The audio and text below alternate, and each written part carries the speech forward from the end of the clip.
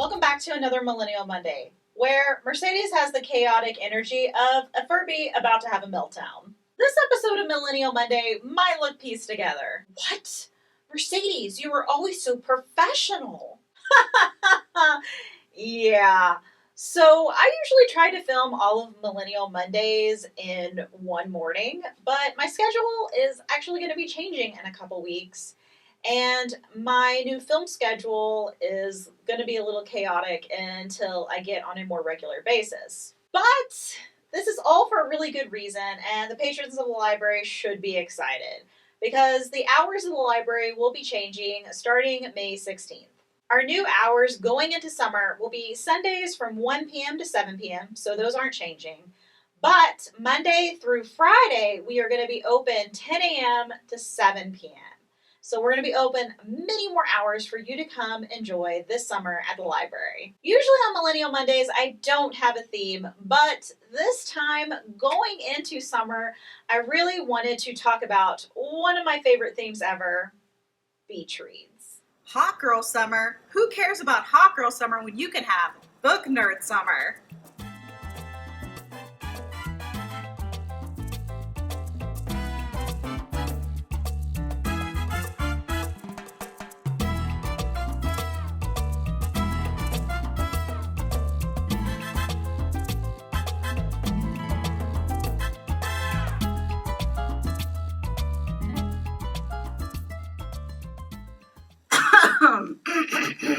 When Madeline Chan ends up accidentally killing her blind date, her meddlesome mother calls for her even more meddlesome aunties to help get rid of the body.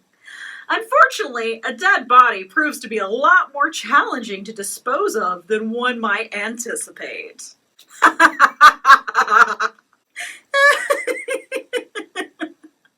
out of 5 stars. 5 out of 5 goodbye Earls. 5 out of 5, I think he did it, Taylor Swift's. Yeah.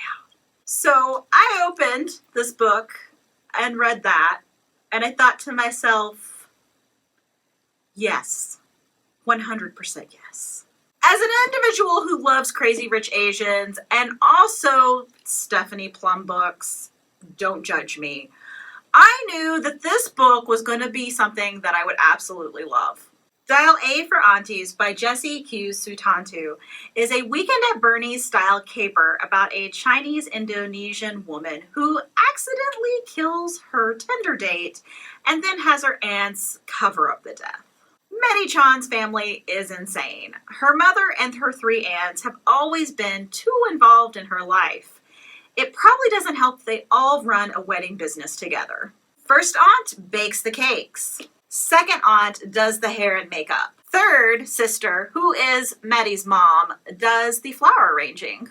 And fourth aunt is a D-list Indonesian singer who is kind of famous. Maddie can't get away from her family's constant interference in her life, especially their constant nagging about how she needs to already find a nice guy, settle down, get married, and give them grandbabies already.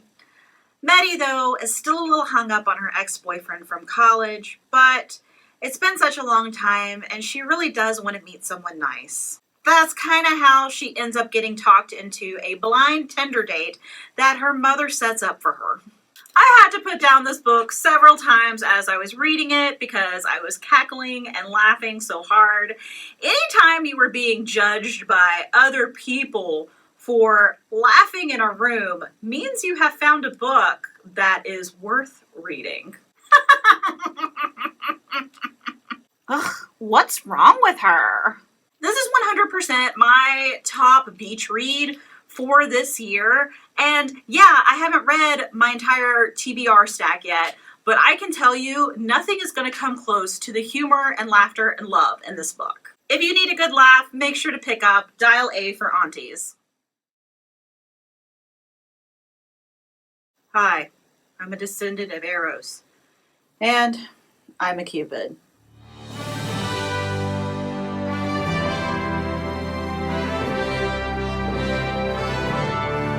Not by choice, though. No.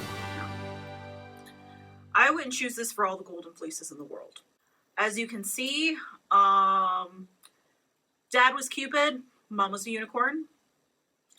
It was love at first sight for Dad. He saw her and just fell in love with her.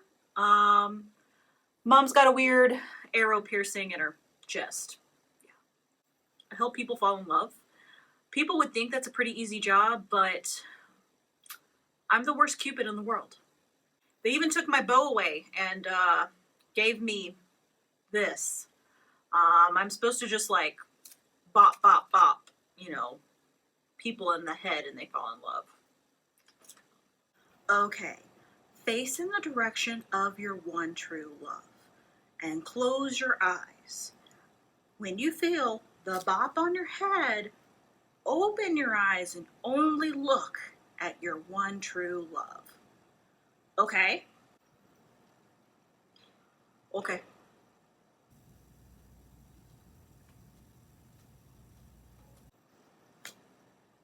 Oh, my love, you're so beautiful. Twilight ruined so many things. So many things. And the death of fun paranormal fiction is one that we do not talk about enough. Because in the early 90s and 00s, there was a ton of weird, wacky, fun paranormal fiction. We had fiction with mermaids and weird practical magic kind of romance books. We had fiction with magical creatures and unicorns and dragons. And then Twilight happened and all the paranormal romance became super serious. And I want the fun stuff back.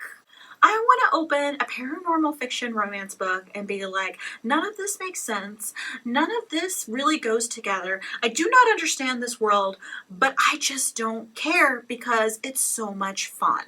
Enter one of the most adorable paranormal romances that I have read in a long time. Crazy Cupid Love by Amanda Heger is a paperback romance that you should be throwing in your purse this summer. It is perfect for people who are obsessed with Percy Jackson, Greek gods, and love. Descendants of Eros have been known to the world for a little while. Humans know that they can hire Cupids to help them reignite the sparks in their relationship or find out if that crush really likes them or not.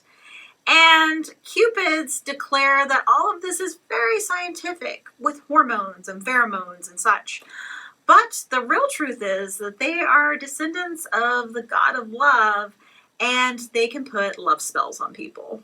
Eliza has spent her whole life avoiding becoming a Cupid ever since an accident when she was 8 years old at her birthday party. Her dad put up a piñata, gave her a Louisville Slugger bat, spun her around, and told her to hit the piñata. She did not mean to accidentally hit her crush, Johnny. Eliza is an extremely powerful Cupid. Most Cupids have to draw blood to enact love spells between people. But Eliza does it accidentally when she drops candy dishes on people's foots or accidentally knocks into someone at the supermarket. She has been accidentally bespelling people forever. But when her father comes down and is recovering from an illness, she finds that her family needs help and they need her to step up and be a Cupid while her dad is recovering and her brother goes to a conference across the world. But Eliza's clumsiness, coupled with her new mentor, who is a long-lost friend / crush, is a recipe for disaster for herself and for her parents' clients. Oh, this book is so good. I loved all the mythical creatures, the descendants of the gods. I loved the wacky side characters. And I think it was like reading a paranormal romance where the main character kind of has a little Amelia Bedelia in her. This is a fun paranormal romance that does not take itself seriously. There is also a hint of mystery, and the world building is actually done pretty well, and she sets it up for other installments in this universe.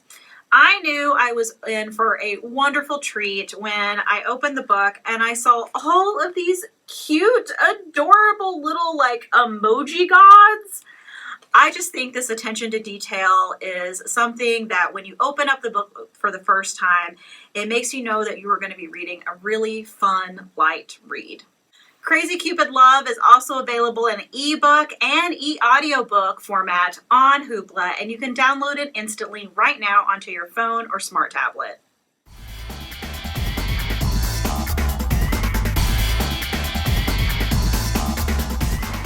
Yo, welcome back to TBR, counting down your #1 summer hits. Today in the studio, I've got a diehard reader here to help me introduce the #1 read of the week. Give it up for Mercedes!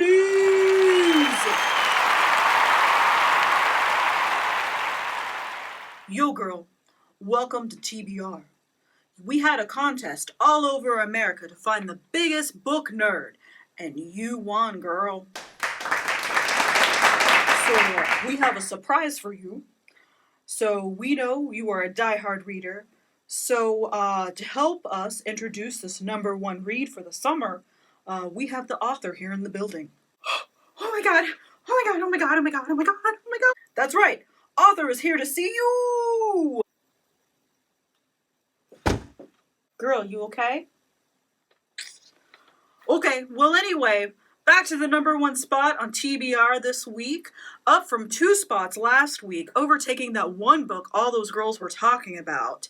Give it up for Vampires! TRL was a way of life back in the day. As a kid, you had to plan your entire day around it. Get all your chores done and get ready for Carson Daly to count down the best hits in America.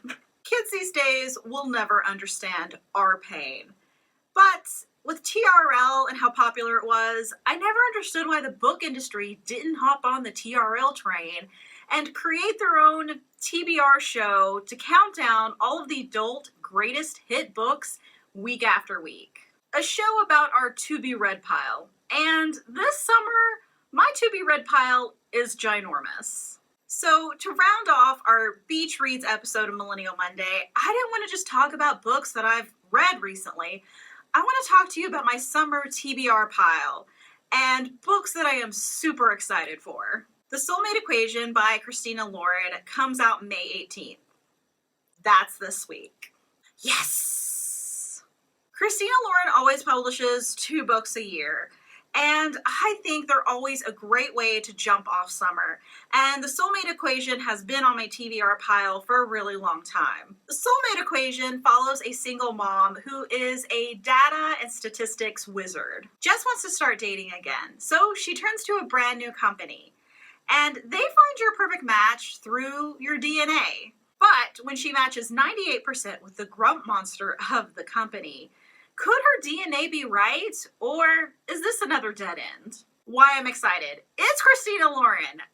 Instant buy for me always. I know that this is going to be a humorous, fun summer read with romance, laughter, and love. On June 29th, the second book in the Gilded Age Heiress series comes out. I already talked about that first book in the series in a previous Millennial Monday episode. The second book is called The Devil and the Heiress, and it is by Harper St. George. And it will follow the sister of the first book, Violet Crenshaw. We find Violet fleeing from a marriage that she doesn't want because she wants to become a published author. But the Earl of Lee insists on accompanying Violet as she flees. And unbeknownst to him, the Earl is actually the inspiration for Violet's most sinful character in her books. I loved the first book in this series, and I cannot wait to read the second book. The cover is gorgeous, the writing is always fun, and Harper St. George is a new historical author that I have found and loved this past year. And it is going to be a mass market paperback that I am going to be able to throw in my purse and take to the pool. And last but not least is Velvet Was the Night by Silvia Moreno Garcia, releasing August the 17th. This is going to be the perfect way to end summer for me because Moreno Garcia is the author of Mexican Gothic, which was one of my favorite horror books in the past year. Velvet Was the Night is set in 1970s Mexico City, and it sounds like a cross between Girl on the Train and All About Eve. A secretary becomes obsessed with finding her missing next-door neighbor. Her next-door neighbor was full of life and everything she wished she could be. She journeys deep into a life of intrigue, mystery, and radicals in 1970s Mexico City. This sounds like a perfect historical fiction horror novel that definitely has all about Eve vibes, and I am here for it. And that's going to be it for another Millennial Monday. Thank you so much for joining me today. Make sure to like us on Facebook and check out our website at www.scottpublib.org for a list of all of our upcoming programs, to check out our catalog, or to apply for your own library card. Now, let's dance party out of here.